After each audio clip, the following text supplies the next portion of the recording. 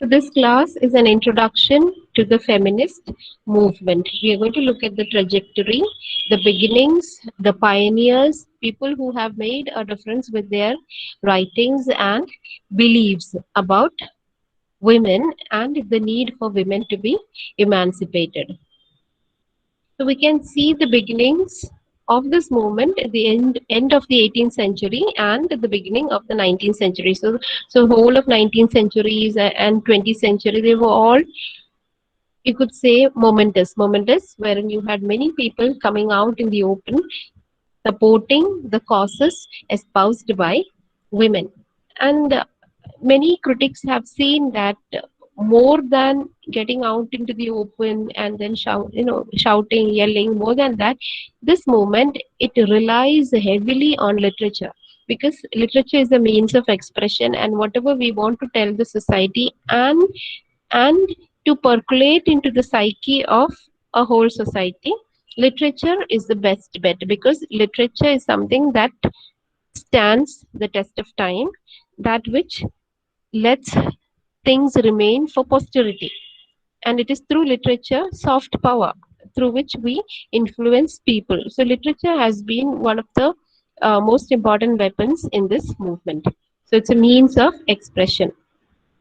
And one of the critics, even he says, the poetical is the political. So if you have a woman writer expressing or saying something, that's also something very political, wherein she is making use of that particular um, genre or that particular writing in order to express herself as a woman. So when you identify yourself as a woman and project yourself as a woman to the world, what are you doing? You're talking about your politics of being a woman. And then when we look around, we spoke about the agents of change, the winds of change that had swept across the whole world during the revolutions, the American Revolution, then later the French Revolution, and how that had a repercussion on Great Britain. We had looked at all that during when we had lectures on the first module on the winds of change, right? So when you look at it, you can see that there is this change happening all over. And when you talk about the French Enlightenment of liberty, equality, fraternity, where the rights of men were given importance, you must have seen wherein when you had to listen to all these lectures or talks, or when you were discussing these treaties, you'd find they were all talking about men. Even Rousseau, what does he say? That man is born free, but everywhere he is in chains. So look at the word choice of words. It's man. So they're talking about man, mankind, things like that. So you can say that these were all mainly relegated to the male sphere. They were men. And when you look at all the philosophers of the French Revolution, you talk about Diderot, Kant, Rousseau, Montesquieu, all of them, they were men. And they were mainly talking about the male experience. So there were very few females. It was only at the end of the French Revolution, that women started realizing that they also needed that kind of a liberation. So when you're talking about liberation, how can you keep 50% of the population away from that? And this 50% is constituted by the females. And when you look at society, we can find a deep rooted prejudice, the kind of patriarchal prejudice, which says that women should be concerned with trivialities and the domestic sphere. So qualities like singing and stitching, they were given a lot of importance in a woman. So if you had to be a marriage material in the market, then you had to be a good singer, or you had to have these kind of skills wherein you could embroider, or you could show these kind of domestic qualities as a woman. So these were prized heavily in a woman. So they were never treated as equal to men. And during the Victorian age in England, there were these manuals of good conduct for girls. You have titles like the Girls of England, the Daughters of England, the Wives of England. These were some of the very, very famous and popular manuals that were published for the benefit of young girls and women. And look at the titles: the girls, then you have the daughters, the wives. All this show how these women were molded to be wives and daughters and mothers. So all role play. So the good housekeeping manual, things like how to keep your house clean or how to stitch something or how to wear dresses, these were the things that were taught to or rather given to women. So they were relegated, they were pushed into the domestic sphere, and these kind of frivolous and silly things were supposed to be the domain of women. They never thought that women could be intellectual equal to men. Now, we can say Mary Wollstonecraft is the pioneer of this movement. Mary Wollstonecraft is the mother of Mary Shelley. Mary Shelley, who wrote the very famous horror Frankenstein. So Mary Wollstonecraft, she wrote this work, A Vindication of the Rights of Woman. So this is a plain outcry against the exclusion of women from the domain of rights, against discrimination and suppression of their talents by confining them and putting them to the suffocating interiors and roles of domestic life. So she was just like a piece of furniture. She was just a part of the household who would run the whole thing. So she had to be seen but not heard. That was the role assigned to women. So Mary Wollstonecraft's book, this is supposed to be the landmark, the beginning of the feminist movement, wherein people started thinking about it. Earlier, nobody even bothered about it. Then you have another book, another publication, A Plea for Women by Marian Reid, which critiques the idea of women's sphere as envisaged by patriarchy. So patriarchy tells what is the sphere of the woman or the area earmarked for women? It's a kitchen. It's a house, the domestic house, a domestic sphere. She cannot even be seen in the living room. She cannot even be sitting with other men discussing things. She was supposed to be, when there would be a get together, she was supposed to be in the kitchen making food and keeping the men happy, whereas the men would be sitting, drinking, smoking, discussing anything and everything under the sun. And the women, they were not supposed to be a part of that. So that was the idea that the women, they belong to a particular sphere, that is the domestic sphere, and they dare not cross that. So now Marian Reid in her work, she says there is this need for equality, and she points out, she shows that how women have no right to property, especially married women. Their lot was the worst.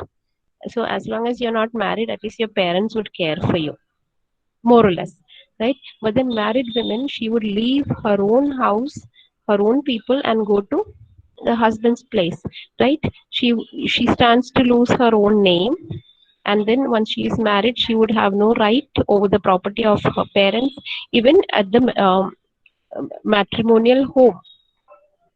She had no right to the property because that belonged to the husband, right? So she had no right over the property, and then even if she was earning, the money would be at the disposal of the men in the family. That is, if a married woman is working, the husband had the rights over the money that she was earning, and then she had no legal claim over her own children. That is, if there was a divorce or something, it was considered normal for the children to be handed over to the husband and family, not to the wife, because in almost every divorce cases, it was considered that the girl was at fault.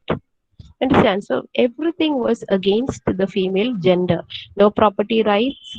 Then even her own earnings she could not claim as her own, and then no legal claim over her own children. So things were really bad. So these things are all pointed out by the writings of Mary Wollstonecraft and Marian Reid. And then you have other writers like Harriet Taylor Mill, who wrote this very famous essay in support of the enfranchisement of women. Enfranchisement, as in again, kind of freedom and liberty of women.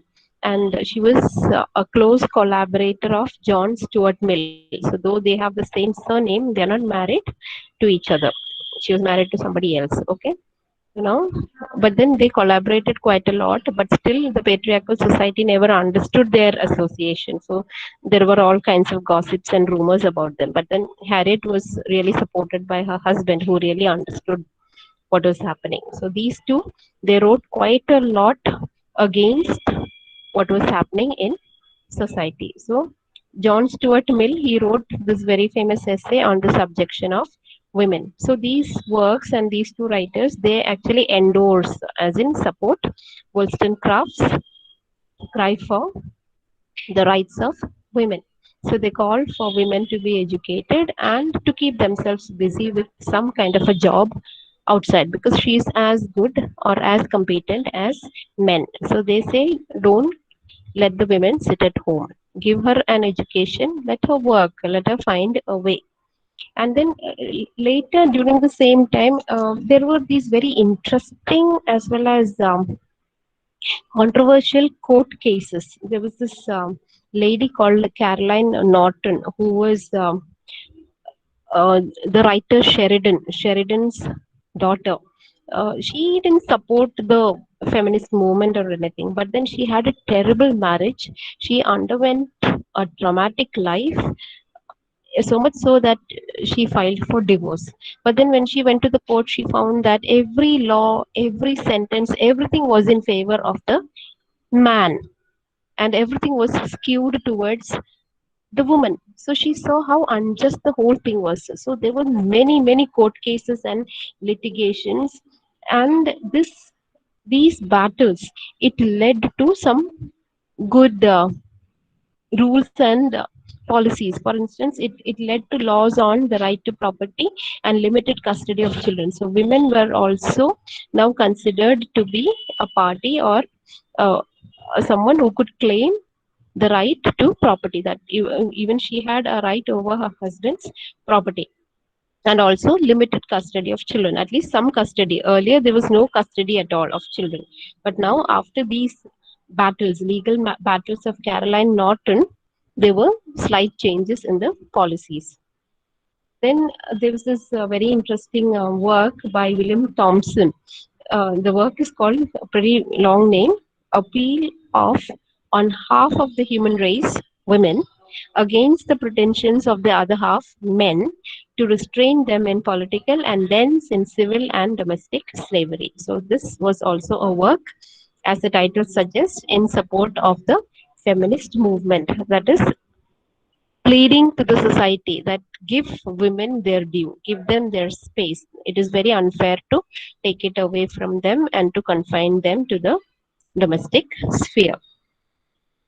Then another important and interesting figure of these times is Florence Nightingale. So though she was not a feminist activist, or she did not support all the movement or anything, she's not bothered about all that, but then with her life, she showed how being a woman, you can make a difference in the world. And she has written this novel, Cassandra, wherein she raises this question: why have women passion, intellect, moral activity, these three, and a place in a society where no one of the three can be exercised? So she's asking herself, she's wondering. So you can see the feminist a kind of an idea in her, though she did not support any of these movements or anything. And we know that she was very famous for her career as a nurse during the Crimean War, and she was able to do this because her father had bequeathed some money to her, which made her kind of free. She went ahead, she got herself educated in the nursing field and became a humanitarian activist who took care of these injured and maimed soldiers during the Crimean War. So her life can be seen as an illustration of the benefits of education and boldness of character. So because of these voices in the dark here and there, not everyone, but here and there were people like this who actually showed what women could accomplish. So it was like telling people that women can come out, that there's a big world outside and they have the capacity. They just needed to be given that education and that space. So all these things, these kind of enlightenment, awareness, publications, it led to the rise of a group of women, like-minded women. They all believed in this. So they used to gather at this place in England called Langham Place. So this group is called the Ladies of Langham Place. So they were also one of the first pioneering groups that contributed to the feminist movement. So, ladies of Langham Place, some of the famous names are Emily Davis, Barbara Smith, Anna Jameson, Elizabeth Gaskell, Bessie Rain Parker. All these people are remembered as a part of this group called the Ladies of Langham Place. So they came together, they were all like minded, and they campaigned for reform. So, what were they campaigning for? For them, the most pressing issues were access to education, employment, and reforms of marital law. So, these were some of their demands. That is, women be given education, and it might surprise you to know during those days many of these educational institutions, especially that of the higher education, civil services, etc., were closed to women. That is, women could not be a part of these things just because they were women. Fine, it was closed to them. So for them, the most pressing issues were access to education, employment. They did not have many opportunities, and reforms in marital law. We have already seen how marriage was really oppressive and suppressive to the woman. And even if she would file for divorce, she would suffer as a result of the divorce because all the laws, all the policies were in favor of men. So, how did they go about doing their job or their reform activities? It was very mild, a kind of a mild form of activism wherein they would submit petitions. So they would write down petitions, they would get it signed by women, more people, and then they would give it to the parliament, the government authorities. So it was a very mild way of beginning this movement. And many of them, they were writers of these group of women. Many of them were writers. They wrote prolifically, as in they wrote quite a lot, and they wrote about the rights and showing their anger and protest at whatever was happening in the society. But then, though they were comparatively mild, when you compare them to the activities that would come later, when you talk about the different waves of feminism, they were a very mild lot of people submitting petitions and things like that. But in spite of that, they achieved quite a lot. So, what are some of the achievements of this group? Uh, because of this, what happened? Because of their lobbying, the government formed the Married Women's Property Committee in 1855 to study the property rights. And we have already seen how women could not inherit property. So at least a committee was formed to study the discrepancy that was there in the law, the bias that was there in the law. And then this lady Smith, Barbara Smith, she went and attended this very, very famous women's movement, women's meeting called Seneca Falls Convention in New York in 1848. So in America also, movements were happening. Women were coming together, forming groups, fighting against the patriarchal rules and injustices. So there was this very, very famous convention called the Seneca Falls Convention in New York. So this lady from England, she went and attended that. So that was an achievement. And then they published a journal called the English Women's Journal, in which articles would appear talking about their rights and their protest. And then there were many, this establishment of this group called Society for Promoting the Employment of Women, SPEW. And this became a very formidable organization, and many branches were established after this. So they were able to diversify as well as reach more people because of the activities of many branches.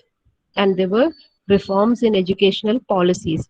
For instance, women were not part of higher education. So now, because of their petitions, what happened? Queen's College and Bedford College, they were opened up for education for women. And then they also, because of their petitions, this local examinations which were conducted as entrance exams to get into the universities like Oxford and Cambridge. Earlier it was open only to the male members, but now after their petitioning and protesting, now women could also appear for these exams and be accepted into universities. And then you have these women, Davies and then Leigh Smith. They established the first college for women in Cambridge called the Girton College, Cambridge, for women. So you can see, though they were very comparatively mild in their, you could say, activity or methodology, they were able to achieve quite a lot. There are more achievements credited to them. So after, you remember in the last slide we had seen how the government established the Married Women's Property Committee, and now slowly there is improvement. The government passed the Married Women's Property Act. So based on the recommendations of the committee, they passed the Married Women's Property Act, wherein the women were also given equal stake in the property of father as well as the husband. And then these women, they helped in the repeal of the Contagious Diseases Act of 1864. This was actually a very insulting kind of an act that was targeting women. Now, what is this Contagious Diseases Act? It was a policy, a rule which said that any woman who was suspected to be of loose moral character, or someone who was a prostitute, she had to be subjected to a test, a medical examination, which was humiliating as well as hurting, to find out whether she had anything like syphilis or gonorrhea. Now, syphilis and gonorrhea, they are STDs, sexually transmitted diseases, which usually were found amongst people who led a promiscuous life, as in, multiple sexual partners and living a very immoral, indecent kind of a life.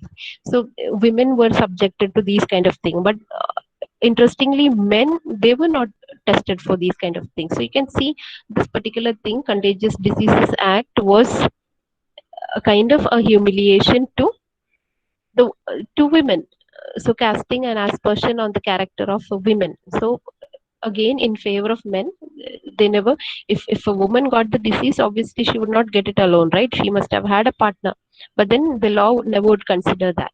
So now they were able to repeal this, as in get this law taken off. So this law was kind of cancelled, and they continue to struggle for suffrage. Suffrage is the right to vote. So now these things were all achieved. That is, women getting a right in the property. Then this Contagious Diseases Act was passed. Then she was given at least some limited rights over her children. So all these things were accomplished, and after that they started the struggle for suffrage, as in voting rights. Women did not have the right to vote, and this struggle for suffrage was supported by journals like Women's Suffrage Journal and English Women's Review.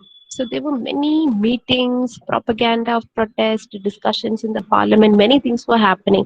So people were under the impression that things will change, there were these winds of change blowing all over, and women would come out on tops. That's what people believed. But then, unfortunately, government showed a lot of indifference. Government did not relent. They did not listen.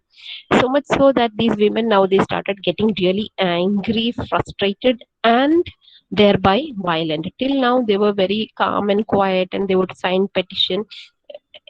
Things were kind of more or less peaceful. But now, this point onwards, the movement gets to be more vocal, violent, as well as they made use of many tactics and stunts. For instance, you had women climbing up the parliament building, going to the spires right on top, and then unfurling flags, lying there or lying on the roads, kind of, bra burning. Those, this would come later, but then that was the kind of tactics and stunts they carried out. And many women, they were put in prison because they went out protesting in a very violent manner. So there were even funny reports wherein these women prisoners had bitten their, the wardens in the prison. So that shows the kind of anger and frustration experienced by the women, because they have been petitioning, they have been following it up, they have been reminding them again and again, but then nothing was coming out of it, and the government was not being supportive of all these causes.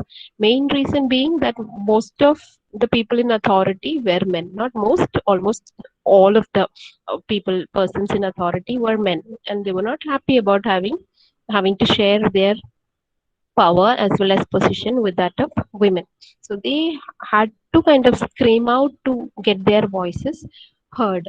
So this particular movement for suffrage, this violent movement, was led by this lady called Emmeline Pankhurst and her daughter. So they would write and they would lobby and then try to make the government sit up and take notice.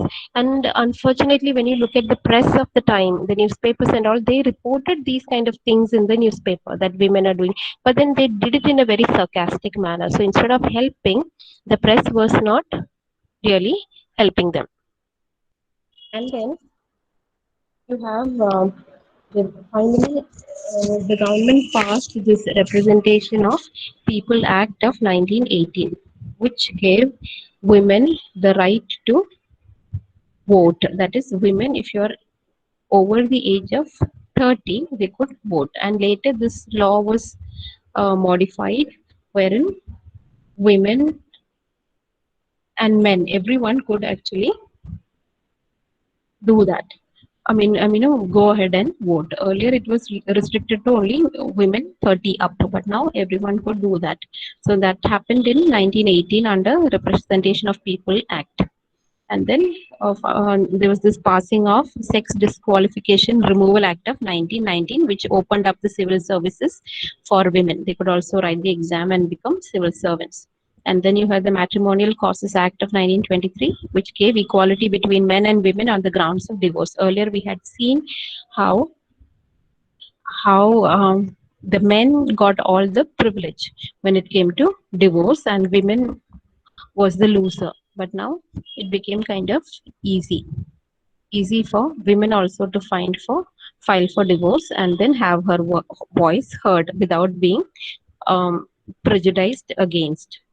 So it was like an achievement of more or less equality in most of the spheres. See, this group, this lot, the initial lot, they were more interested in education, job opportunities, and voting rights, which they won after all these years of struggle and petitioning, as well as you could say strikes, and finally it became a kind of a violent movement, because there is a limit to which you can be pushed to, and they were pushed to that limit, and finally they were turning to be violent.